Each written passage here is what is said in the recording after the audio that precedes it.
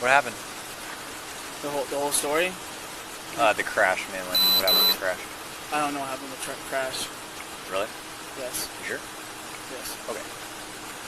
Because they identified you as the guy that jumped out of the truck and ran through their driveway down that way, and they have it on video.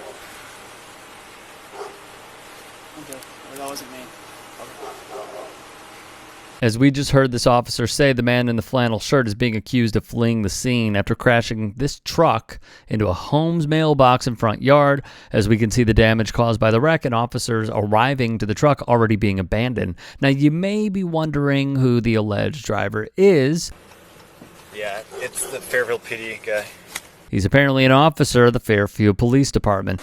Okay, so you're saying that your wallet got stolen out of the truck? How? How do you know that? I just remember going to the parking lot, people being outside. We got an altercation. I don't know what happened. And I remember being like dragged down. I ran towards the building and it was Judy's. Saw Tracy inside and told her to call 911. Now that the driver's locked himself into the story of his truck and wallet being stolen at the bar, the investigating officers will use this to their advantage as they continue questioning, as they have interviewed multiple eyewitnesses corroborating the same timeline of events and have already viewed security cam footage of the crash. One would think a police officer would know to exercise his right to remain silent, but that's not the case. We're always safe here. There's no reason for me to do anything stupid, to risk my career, risk my job, risk my life, risk someone else's life.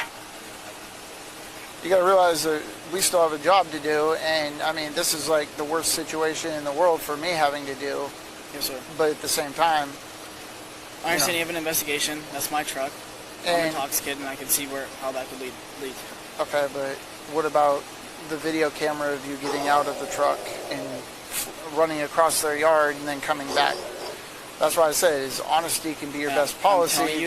I'm not telling you anything I don't remember. Okay, so you don't remember going into Judy's at all?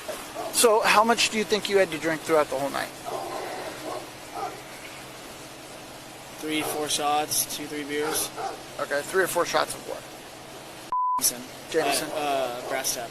Okay, and then you said 3 or 4 beers? And what kind of beers? 805s. Okay.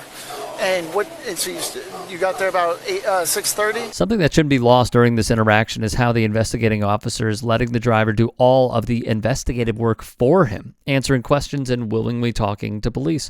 Whether you're guilty or innocent of some crime should always be done with an attorney present, because the police will use your own words against you, just like what's going on here. So we had called your supervisor originally to see if maybe there was a firearm in the vehicle. So he's aware of the crash, but, at the moment he doesn't, he was just like, okay, cool. We are going to have to call them, but I'm going to give my supervisor a call first and see if we can cite and release you to somebody, because it's hopefully not my jam to take you over to CJ. That's the last thing I want to do. Okay. After getting some kind words from the investigator, the driver is searched and taken into the station for more sobriety tests, where he ultimately registered a BSC of .08, right at the limit to pick up a DUI charge, in addition to a reckless driving charge that unsurprisingly weren't filed until months after the incident, especially given the fact that the driver, Officer Brian Chapman, according to the department's own internal investigation, resigned from the department before he was interviewed. And even more shocking, the lieutenant recommended that Chapman shouldn't be fired for his actions if he didn't get ahead of the curve by getting his lawyer involved. The Vallejo Sun, who covered and distributed the story, also reports that Chapman pled guilty to reckless driving earlier this year to avoid the DUI charges in exchange for a single year of probation.